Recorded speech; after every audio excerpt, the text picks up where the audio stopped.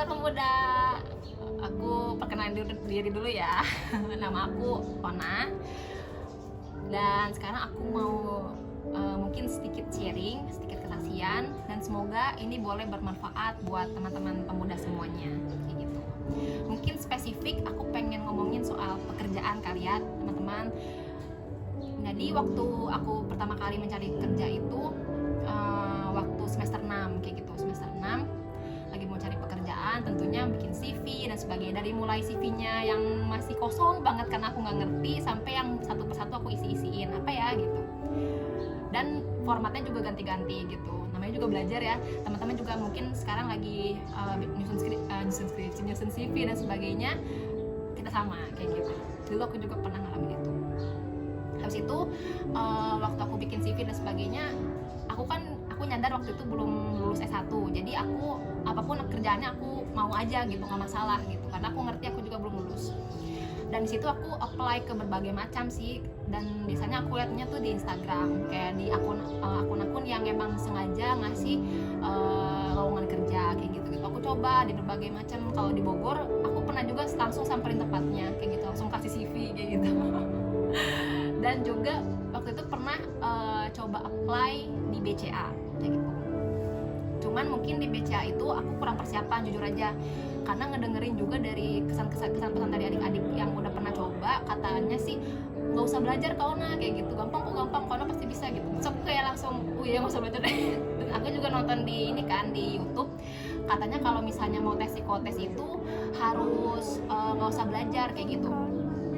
Jadi aku nggak belajar kayak gitu.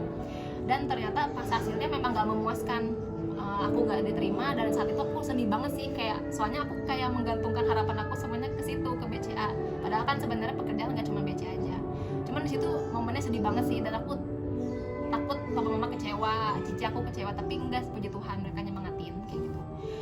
Next, waktu itu juga aku pernah, saking pengen dapat kerjanya aku di mana-mana, dan aku pernah tuh nge-apply di satu tempat yang cuman nge-apply-nya itu lewat WA kayak gitu. Lewat WA mereka kasih format, aku isi kayak nama dan segala macamnya. Dan langsung diterima dong. Aku kayak kaget banget, kok cepet banget sih langsung diterima, padahal aku baru ngirim WA doang gitu, nggak ngisi CV dan sebagainya. Dan aku pagi-pagi udah semangat gitu ya. Ya udah aku berangkat pagi-pagi, dan ternyata di situ aku udah mulai curiga sih tempatnya gitu kan. Aku juga waktu itu kan pernah nonton berita kalau ada pekerjaan yang bodong kayak gitu, yang menipu. Mereka cuman pengen nggak ngasih kerjaan, cuman pengen ngambil uang kita aja. Dan itu aku alamin gitu waktu di tempat itu. Ternyata tempatnya bodong, mereka minta uang senilai 500.000 kalau nggak salah buat aku pelatihan kayak gitu.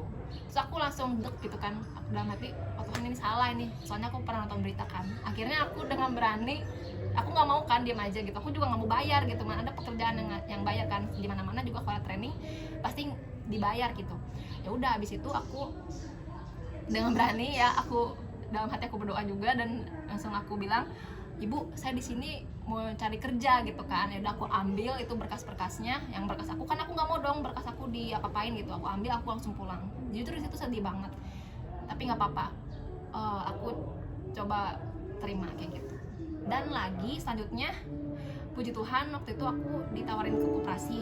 Nah, puji Tuhan juga udah masuk. Tapi beberapa selang kemudian aku mau cari lagi pekerjaan, dan ternyata BCA buka lagi.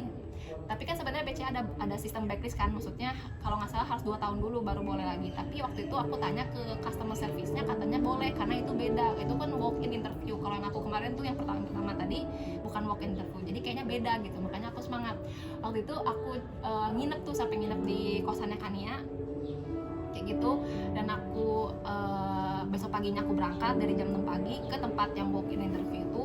Udah ngantri panjang-panjang dari jam 8 sebagainya. Mereka tanya akhirnya, kamu sebelumnya udah pernah ikut BCA belum? Terus aku jujur kan, aku bilang belum gitu kan. Belum, aku bilang udah gitu, udah sebelumnya. Udah 2 tahun belum? Belum sih, belum 2 tahun gitu kan. Terus kata mereka, oh belum bisa ikut. Di situ aku langsung, oh gitu ya, ya udah oke gitu. Terus aku diem dulu, aku bengong dulu tuh.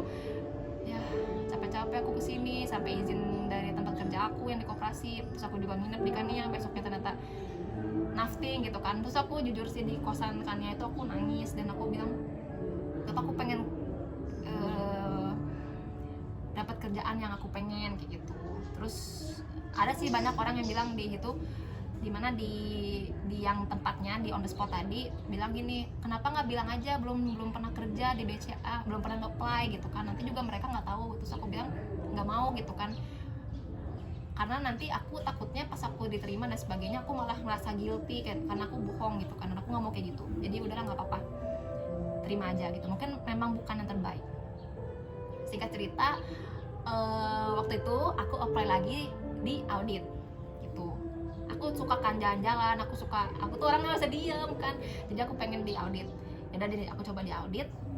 Udah gitu aku puji Tuhan, Tuhan Yesus baik banget. Tuhan pakai banyak orang untuk ngajarin aku bikin CV-nya yang beneran kayak gimana, harus pakai bahasa Inggris kayak gitu. Aku ganti bahasa Inggris, terus job streetnya ganti pakai bahasa Inggris juga. Oh ya aku ganti, aku edit, puji Tuhan dipanggil.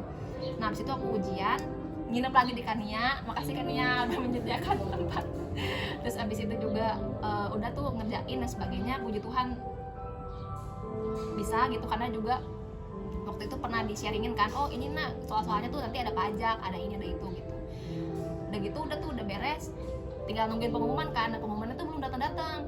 Temen aku yang laki-laki dia udah ada pengumumannya gitu kan, dia udah terima gitu, temen satu kampus. Terus aku mikir, ada yang ngomong gitu kan, kayaknya itu tempat cuman pengen nyari yang laki-laki aja. Terus aku kan kesel ya, kalau kayak gitu kenapa nggak dibilang aja tuh di keterangannya cari laki-laki aja gitu, nggak usah perempuan, nggak usah capek-capek aku ikut. Aku pokoknya sampai capek gitu kan, sampai kayak kecewa gitu-gitulah.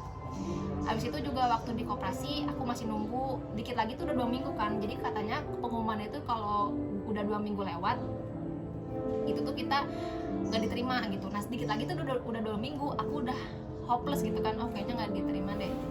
Pas-pasan waktu di koperasi itu aku lagi nggak enak badan gitu. Terus lagi tuh aku pulang, aku sedih gitu kan, udah mah kayak ini udah kayak sendu banget gitu. Tuhan capek gitu, pengen kerja di situ tapi kayaknya nggak bisa deh gitu kan. Ya udah deh, kalau memang nggak bisa, ya udah nasain sama Tuhan Yesus. Di situ aku baru pulang kerja dan udah aku tidur gitu kan. Ternyata ada telepon, itu bener-bener pas-pasan banget pas waktu aku lagi ngomong kayak gini, Tuhan aku serahin aja deh, udah nggak apa-apa kalau memang bukan ini. Terus aku tidur, belum lama banget, kayaknya nggak nyampe 5 menit ada telepon di HP aku. Terus udah tuh, terus aku lihat namanya, ini kan KP yang aku ini gitu. Saking aku angkat, halo Mbak, hai Launa, gimana, udah dapet kerja? Udah sih Mbak, udah kerja, tapi aku mau tempat di sini gitu kan.